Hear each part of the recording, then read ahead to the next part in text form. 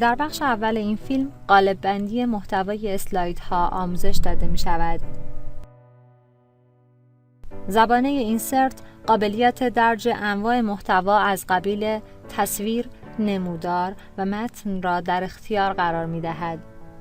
بعد از درج محتوا می توان آن را قالب بندی کرد. برخی از ابزارهای قالب بندی در زبانه هوم وجود دارد. اما برای دسترسی به قالب بندی های بیشتر می توان از زبانه فرمت استفاده کرد. گزینه های این زبانه با توجه به محتوا تغییر می کند. به عنوان مثال، اگر محتوا تصویر باشد، از گزینه های کورکشنز برای تصحیح نرمی، نور و کنتراست استفاده می کنیم.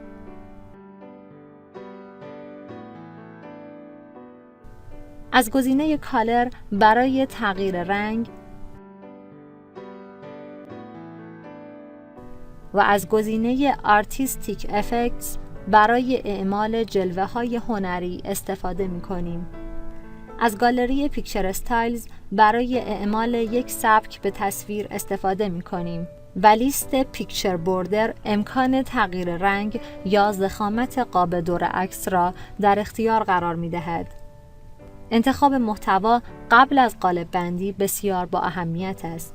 زبانه فرمت برای اشکال گرافیکی و کادرهای متنی سبک‌های ویژه‌ای را در دسترس قرار می‌دهد. با استفاده از گزینه‌های بخش شیپ استایلز می‌توانیم سبک آماده‌ای را به شکل منتقل کنیم و یا به کمک لیست شیپ فیل درون شکل را با رنگ خاص، تصویر خاص، گرادیانت خاص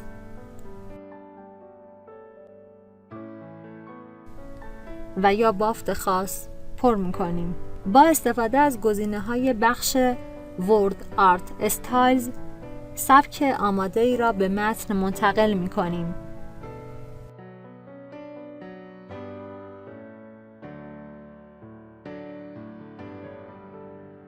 به کمک لیست تکست فیل درون متن را با رنگ، تصویر، گرادینت یا طیف رنگی و یا بافت پر می‌کنیم.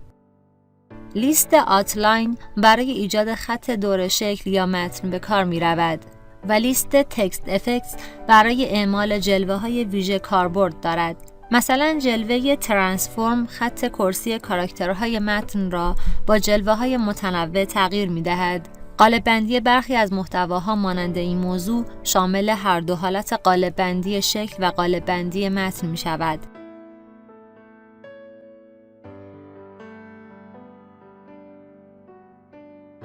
اگر روی محتوا کلیک راست کنیم، امکان تغییر سبک، تنظیمات پر کردن و تنظیمات دور خط در اختیار قرار می‌گیرد. اگر بخشی از متن را انتخاب کنیم، ابزار کوچک قالب بندی ظاهر می‌شود. با کلیک روی دکمه قلمو می‌توان قالب بندی متن انتخاب شده را به متن دیگری کپی کنیم. برای این کار کافی است روی متن مورد نظر درگ کنیم.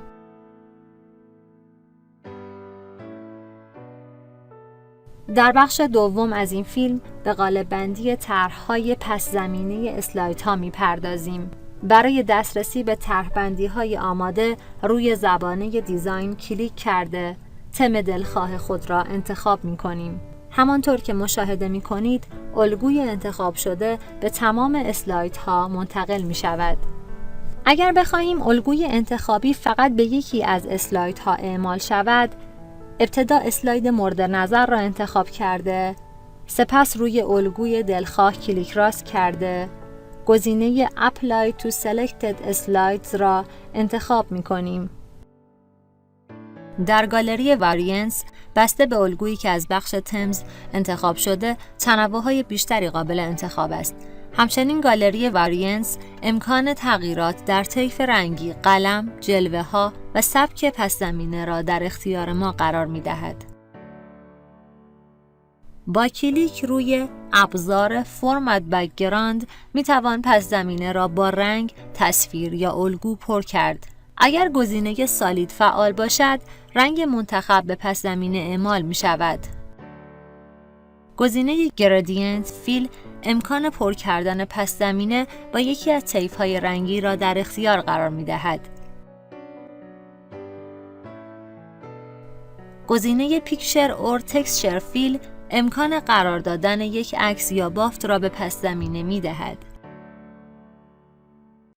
به کمک پترن فیل نیز یک الگوی خطی یا نقطه‌ای را برای پس زمینه انتخاب می کنیم.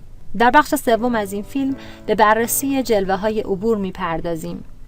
می‌دانیم که هدف نهایی یک ارائه با مشاهده آن در نمای اسلاید شو محقق می‌شود. قرار است محتوای هر اسلاید، چیدمان و توالی اسلایدها منظور طراح و مجری ارائه را تحقق دهد. به عبور اسلایدها در نمای اسلاید شو، گذر اسلایدها یا ترانزیشن میگوییم. در بیشتر مواقع برای این عبور جلوه‌های صوتی و بصری تعریف می‌کنیم. برای دسترسی به این جلوه‌ها از زبانه ترانزیشن استفاده می‌شود. از بخش ترانزیشن تو دیس اسلاید جلوه عبور دلخواهی را انتخاب می‌کنیم. به کمک دکمه افکت آپشنز می توان تنظیمات بیشتری را برای جلوه انتخاب شده انجام داد. به عنوان مثال جلوه مکعب دارای تنظیمات چرخش از راست، پایین، چپ و بالاست.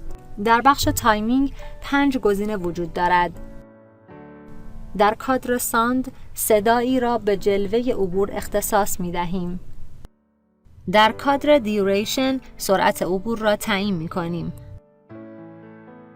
اگر کادر علامت آن ماوس کلیک فعال باشد، گذر اسلایدها با کلیک ماوس ممکن می شود و با فعال بودن کادر علامت افتر اسلاید به طور خودکار بعد از مدت زمانی که در مقابل این کار تعیین می‌کنیم عبور خواهد کرد. تمام تنظیماتی که در این زبان انجام داده ایم روی اسلاید جاری اعمال خواهد شد مگر اینکه روی گزینه اپلای تو آل کلیک شود. همکنون ما جلوه عبور کیوب با افکت آپشنز فرام تاپ با صدای ارو و مدت زمان 1 ثانیه به گونه‌ای که هم با کلیک ماوس حرکت کند و هم به طور خودکار بعد از 2 ثانیه حرکت کند را به تمام اسلایدها اعمال کرده ایم. اینک ارائه را در نمای اسلاید شو مشاهده می کنیم.